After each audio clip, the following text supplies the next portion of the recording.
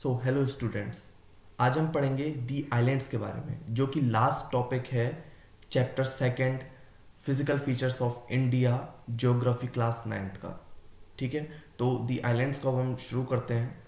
तो आप सबने पहले ही देखा है कि जो इंडिया बहुत बड़ा मेन लैंड है, तो कितना बड़ा एरिया कवर करता है पूरे अर्थ का, ये हमने पहले ही देख लिया है। अब इसके साथ साथ में इंडिया के पास में दो ग्रुप्स हैं आइलैंड के। तो क्या आप इन ग्रुप्स को आइडेंटिफाई कर सकते हैं? ये क्वेश्चन दिया है एनसीईआरटी में। पर इन ग्रुप्स को देखने से पहले हम एक आइलैंड की इमेज देखते हैं। देखिए जी, ये आइलैंड है। ये समुद्रों के बीचों बीच में होता है, समुद्र के बीचों बीच में होता है और आसपास पूरा पानी होता है। अब आगे बढ़ते हैं।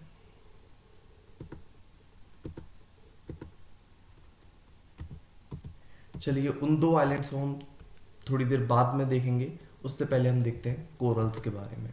कोरल पॉलिप्स ये शॉर्ट लिव्ड माइक्रोस्कोपिक ऑर्गेनिज्म होते हैं, बहुत कम टाइम तक जीवित रहते हैं। माइक्रोस्कोपिक ऑर्गेनिजम्स जो कि कॉलोनीज के अंदर रहते हैं। ठीक है, और ये कहाँ पर पनपते हैं इनको भी हम देख लेते हैं। ये शैलो जगह पे पनपते हैं, यानी कि कम डेप्थ वाली रीजन पे ही पनपते हैं ये। ठीक है, तो समुद्र जिस समुद्रों के बीचों बीच में भी पनप जाते हैं, जैसे कम डेप्थ पे पानी से। तो और मड फ्री एरिया होना चाहिए, यानी कि कोई भी कीचड़ नहीं होना चाहिए। और साथ ही में गुनगुना पानी या फिर वार्म वाटर होना चाहिए। वार्म वाटर्स यानी कि वाटर्स यहाँ पे मेन पानी के सोर्स को कहा गया है। दे सीक्रेट कैल्शियम कार्बोनेट, तो ये कैल्शियम कार्बोनेट बनाते हैं। और नेक्स्ट पॉइंट देखते हैं, जो ये कोरल सीक्रेशन होता है और जो स्केलेटन्स जो होते हैं इन कोरल डिपॉजिट्स के, ये अलग अलग तरीके की रीफ्स बनाते हैं। तो थ्री काइंड की रीफ्स होती हैं: बैरियर रीफ, फ्रिंजिंग रीफ और एटॉल्स। ठीक है, तो ये तीन तरीके की रीफ्स होती हैं। अब जो ग्रेट बैरियर रीफ है ऑस्ट्रेलिया की, ये काफ़ी बढ़िया एग्जाम्पल है बैरियर रीफ का। ठीक है, इन कोरल रीफ्स में जो बैरियर रीफ्स हैं, इन इसका काफ़ी बढ़िया एग्जांपल है the great barrier reef of Australia. ठीक है, तो इसकी भी हम इमेज देखेंगे अभी आगे। अब एटॉल्स के बारे में देख लेते हैं। एटॉल्स ये सर्कुलर या फिर हॉर्स शू शेप्ड के कोरल रीफ्स होते हैं। अब देख लेते हैं सबकी इमेजेस। ठीक है, तो देखिए, ये रही फर्स्ट में फ्रिंजिन, ये रहा बैरियर रीफ और ये अटॉल। तो ये मैंने अलग अलग इमेजेस आपको दे दी हैं, अब आप देख लेना इनको। देखो, जैसे बताया था सर्कुलर होती हैं, हॉर्स शू शेप की होती हैं, तो वैसे ही ये अटॉल दिखाई दे रही हैं यहाँ पे हमें। अब देखिए, ये रही बैरियर रीफ। ये बहुत बड़ी रीफ है, ऑस्ट्रेलिया के नॉर्थ ईस्ट पार्ट पे ये लाई करती है। ये जो ऑरेंज ऑरेंज जो पोर्शन है, ये है ग्रेट बैरियर रीफ। काफ़ी बड़ी रीफ है ये। अब हम आगे बढ़ते हैं। अब लक्षद्वीप को हम लोग, लक्षद्वीप आइलैंड है उसे लोकेट करते हैं। लक्षद्वीप आइलैंड कहाँ पर पड़ता है? ये केरला के आपको वेस्ट साइड में जो एरिया है, जो सी वाला एरिया, वहाँ पर आपको ये लक्षद्वीप आइलैंड दिखाई दे जाएगा। मालाबार कोस्ट है केरला की, उसके वेस्ट साइड में। तो ये जो ग्रुप ऑफ आइलैंड्स हैं, ये स्मॉल स्मॉल कोरल आइलैंड्स हैं। ठीक है, स्मॉल कोरल आइलैंड्स के बने हुए हैं ये। और इससे पहले इनको लक्काद्वीप, मिनिकॉय और अमनदीप नाम से जाना जाता था। पर एक पार्लियामेंट्री एक्ट आया 1973 के अंदर, जिसने इनका जो नाम है लक्षद्वीप बना दिया। तो जभी से उस 1973 साल के बाद से ही ये लक्षद्वीप नाम से जाना जाते हैं। अब ये कितना एरिया कवर करते हैं? ये 32 स्क्वायर किलोमीटर्स का एरिया टोटल कवर करते हैं। अब जो लक्षद्वीप का एडमिनिस्ट्रेटिव हेडक्वार्टर है, वो है कवरत्ती आइलैंड। ठीक है, तो कवरत्ती आइलैंड्स की लोकेशन देख लेते हैं और लक्षद्वीप की भी हम लोकेशन देखेंगे। अब देखिए जी, ये रहा हमारा वेस्टर्न कोस्ट और यहाँ पर मालाबार कोस्ट, जो कि सदर्न मोस्ट पॉइंट है। तो देखिए दोस्तों, ये यहाँ पर वेस्ट साइड में आपको वेस्टर्न कोस्ट पे ये दिखाई दे जाएगा मालाबार कोस्ट। ये रहे मालाबार कोस्ट। ये हमने पिछले वाले वीडियो के अंदर देखा था कि ये सदर्न मोस्ट यानी कि थर्ड सेक्शन है ये पूरे वेस्टर्न कोस्ट का, मालाबार कोस्ट। तो इसके भी वेस्ट साइड में पड़ता है हमारा लक्षद्वीप। देखिए ये रहा लक्षद्वीप जिसकी मैं बात कर रहा था। इसका नाम 1973 में एक पार्लियामेंट्री एक्ट के बाद में चेंज हो गया, नहीं तो उससे पहले मनदेव, मिनिकॉय और लक्काद्वीप नाम से जाना जाता था ये। अब हम आगे बढ़ते हैं। ये रहा लक्षद्वीप, ठीक है। ये रहा पूरा जो ये रीजन है, ये पूरा लक्षद्वीप का। अब हम आगे बढ़ते हैं। देखिए जी, यहाँ पर ये रहा कवरत्ती लक्षद्वीप का जो एडमिनिस्ट्रेटिव हेडक्वार्टर वाला आइलैंड है। तो बहुत सारे आइलैंड्स के ग्रुप से बना हुआ है पूरा लक्षद्वीप। तो ये इसमें एक कवरत्ती आइलैंड है, तो वो लक्षद्वीप का मेन हेडक्वार्टर है। देखिए यहाँ पर ये केरला के मालाबार कोस्ट के वेस्ट साइड में ही पड़ता है। और आगे देखते हैं। देखिए जी, ये रहे बहुत सारे आइलैंड्स लक्षद्वीप के। ये पूरा लक्षद्वीप के ही आइलैंड्स हैं। तो ये यहाँ पे कवरट्टी, ये रहा आइलैंड। जो ये आइलैंड ये जो आइलैंड का ग्रुप है, यहाँ पर अलग अलग तरीके के फ्लोरा फाउना पाए जाते हैं। अब जो पिट्टी आइलैंड है वो अनइनहेबिटेटेड है, पर यहाँ पर एक बर्ड सेंचुरी है, ठीक है। अब आप राइट साइड में देखेंगे, यानी कि ईस्टर्न साइड में देखेंगे, बे ऑफ बंगाल के साइड में नॉर्थ से लेके साउथ तक एक चेन आपको दिखाई देगी आइलैंड्स की। देखिए नॉर्थ से, मैं वापस से ये इस्तेमाल करता हूँ ब्रश। ये नॉर्थ से लेके यहाँ पे साउथ तक, यहाँ पे आपको चेन दिखाई दे रही है आइलैंड्स की, टुक टुक टुक टुक लाइन से बिल्कुल डॉट डॉट बनते ही आ रहा है ये। तो ये सारे के सारे हमारे आइलैंड्स के ग्रुप हैं, अंडमान एंड निकोबार आइलैंड्स के, ठीक है। तो ये बिग मतलब साइज में बड़े हैं थोड़े, है ना, और काफ़ी ज़्यादा फैले हुए हैं। लक्षद्वीप थोड़ा कम फैले हुए थे। लक्षद्वीप आइलैंड का जो ग्रुप था वो थोड़ा कम फैला हुआ था, यहीं पे थोड़ा बहुत था। अब ये देखिए बिल्कुल नॉर्थ से लेके साउथ में बिल्कुल चेन सी बना दी इन्होंने, तो नॉर्थ से लेके साउथ तक की अंडमान एंड निकोबार। तो ऊपर वाला जो है नॉर्थ साइड में जो पार्ट दिखाई देता है वो होता है अंडमान, और जो साउथ साइड में दिखाई देता है वो होता है निकोबार। इस वजह से कहते हैं इसे अंडमान एंड निकोबार आइलैंड्स, ठीक है। अब हम आगे बढ़ते हैं।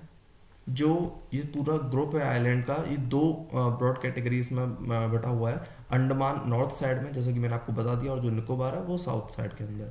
अब ऐसा माना जाता है जो ये जो आइलैंड्स हैं ये एलिवेटेड पोर्शन है सबमरीन माउंटेन्स के, ठीक है। सबमरीन माउंटेन्स कौन से होते हैं? जो समुद्र के बीच में से या पानी वाले रीजन के बीच में से हल्का सा उठे हुए दिखाई देते हैं। तो ये वही ऐसा माना जाता है कि ये एलिवेटेड यानी कि उठे हुए वही पोर्शन है सबमरीन माउंटेन्स के। ये जो आइलैंड हैं, आइलैंड ग्रुप्स हैं, ये काफ़ी स्ट्रेटेजिक, मतलब ग्रेट स्ट्रेटेजिक इंपॉर्टेंस देते हैं हमारी कंट्री को, क्योंकि यहाँ से पास में, बहुत पास में पड़ जाता है इंडोनेशिया, अगर आप बिल्कुल सदर्न मोस्ट पॉइंट से देखें अंडमान एंड निकोबार आइलैंड्स के। और मतलब काफ़ी बढ़िया हमें स्ट्रेटेजिक लोकेशन मिल के रखी है इससे। हमारी नेवी के बहुत सारे बेस हैं यहाँ पर। There is great diversity of flora and fauna in this group of islands too. अब इन आइलैंड्स में भी अलग अलग तरीके के फ्लोरा एंड फाउना आपको दिखाई दे जाएंगे इन आइलैंड्स में, जैसे कि हमें लक्षद्वीप आइलैंड्स में दिखाई देते हैं। अब जो ये आइलैंड्स हैं ये इक्वेटर के पास में लाई करते हैं। देखिए जी मैं आपको दिखाता हूँ। देखिए जी ये रहा 8 डिग्री, और यहाँ पे थोड़ा और नीचे जाएंगे तो और कम डिग्री हो जाएगा, तो यानी कि 0 डिग्री पे इक्वेटर लाई करता है, जैसे कि आपको पता है। तो ये काफ़ी पास में है। मतलब अगर आप हमारे इंडिया के और किसी पार्ट को देखेंगे तो ये देखिए 8 डिग्री से भी ऊपर उठा हुआ है ये, है ना। तो देखिए यहाँ पर मैं शायद यहाँ पे कर्सर दिखाई नहीं दे रहा होगा मैं, तो देखिए जो ये नॉर्थ साइड, ये जो साउथ साइड है इंडिया के जो मेन लैंड की, ये यहाँ पे आप देखिए अगर सीधी लाइन हम ऐसे ड्रॉ करें तो ये सीधी लाइन तो ड्रॉ नहीं हो पाई, बट हाँ अगर आप अपने हाथ से भी उंगली से करके देख लेंगे तो ये 8 डिग्री से थोड़ा सा ऊपर उठा है। 8.4 डिग्री नॉर्थ का यहाँ पर वो है। तो और यहाँ पर ये अगर आप अंडमान एंड निकोबार को देखेंगे तो यहाँ पर ये और ज़्यादा नीचे की तरफ में दिखाई देते हैं हमें। जो कि यानी कि इक्वेटर के ज़्यादा पास में पड़ जाता है, यानी कि कोई भी इंडिया का, पूरा इंडिया का कोई ऐसा मतलब रीजन नहीं है जितना ये पास में है। जैसे कि यहाँ पर देख लीजिए, जैसे ये जितना पास में है इस इक्वेटर के, उतना पास में कोई और इंडिया का रीजन नहीं है। अब हम आगे बढ़ते हैं।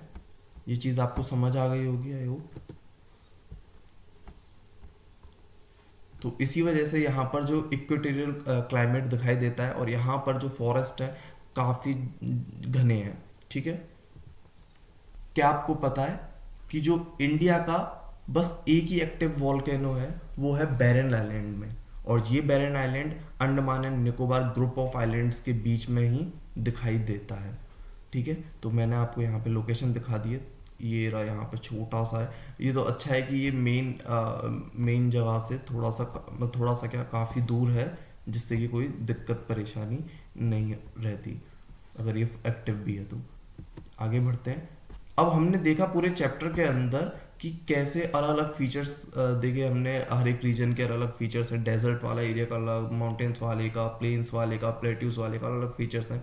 अब इससे एक चीज़ तो क्लियर हो गई है कि हर एक जो रीजन है वो दूसरे रीजन को कॉम्प्लीमेंट करता है नेचुरल रिसोर्सेज के मामले में, है ना। और इससे जो हमारी कंट्री है काफ़ी अच्छी होती है नेचुरल रिसोर्सेज के मामले में, काफ़ी बढ़िया नेचुरल रिसोर्सेज हैं। हम इसी वजह से हमारी कंट्री के पास में जो माउंटेन्स है वो हमारा मेजर सोर्स है वाटर का, वहीं से सारी ज़्यादातर नदियाँ आ रही हैं हमारे माउंटेन्स वाले रीजन में से, और फॉरेस्ट वेल्थ का भी, ठीक है। तो जो ये नदर्न प्लेन्स हैं वो अनाज के भंडार हैं पूरी कंट्री का, ये भी हमें पता ही है। ये ग्रेनरीज है हमारी पूरी कंट्री का, यहीं से ज़्यादातर जो खेती वेती है यहीं पर ही होती है। और यहाँ पर हम देखें अगर जो पहली सिविलाइजेशन, जो बहुत प्राचीन सिविलाइजेशन है, वो भी हमें इन्हीं साइड में दिखाई देती हैं। अब जो ये प्लेट्यू हैं वो हैं स्टोर हाउस मिनरल्स के, ठीक है। प्लेट्यूज वाला रीजन हमको पता ही होगा, मतलब आपको पता ही होगा, खैर मेरे को तो पता ही है। The plateau is store house of minerals, यहाँ पे मिनरल्स का पूरा स्टोर हाउस है, और ये इंडस्ट्रियलाइजेशन के अंदर काफ़ी इंपॉर्टेंट रोल प्ले करा था कंट्री के लिए इन प्लेट्यूज वाले रीजन ने, और ये आगे भी करता रहेगा ऐसे ही। और जो कोस्टल रीजन है और जो आइलैंड ग्रुप्स हैं, ये हमें फिशिंग और जो पोर्ट एक्टिविटीज़ होती हैं, ये इन दोनों काम के लिए हमें अच्छी जगह प्रोवाइड करता है, कोस्टल रीजन और जो आइलैंड ग्रुप्स हैं। तो काफ़ी अच्छी तरीके से हमें सारी चीज़ों की मदद मतलब जो भी चीज़ें अलग अलग हैं तो उन सारी चीज़ों को हम कर पा रहे हैं, जो अपने इंडिया के अलग अलग लैंड फीचर्स की बदौलत। अब जो ये अलग अलग तरीके के फिज़िकल फीचर्स हैं इस इंडिया लैंड के, तो इससे काफ़ी पॉसिबिलिटीज़ हैं, फ्यूचर पॉसिबिलिटीज़ हैं डेवलपमेंट की, ठीक है। तो इनसे हम अगर फ्यूचर डेवलपमेंट करना चाहें फ्यूचर में तो काफ़ी अच्छी तरीके से कर सकते हैं। तो अगर आपको ये वीडियो अच्छा लगा और इन्फॉर्मेटिव लगा तो इस वीडियो को प्लीज़ लाइक कर देना। यहाँ से तो अगर आपको ये वीडियो अच्छा लगा और इन्फॉर्मेटिव लगा तो इस वीडियो को लाइक कर देना, और कमेंट बॉक्स में एक क्वेश्चन का आंसर देते हुए जाना। वो क्वेश्चन ये है, अभी हमने अंडमान एंड निकोबार आइलैंड्स के बारे में पढ़ा था, ठीक है। और चैप्टर फर्स्ट के अंदर हमने क्लास 9 की ज्योग्राफी में हमने देखा था एक सदर्न मोस्ट पॉइंट के बारे में।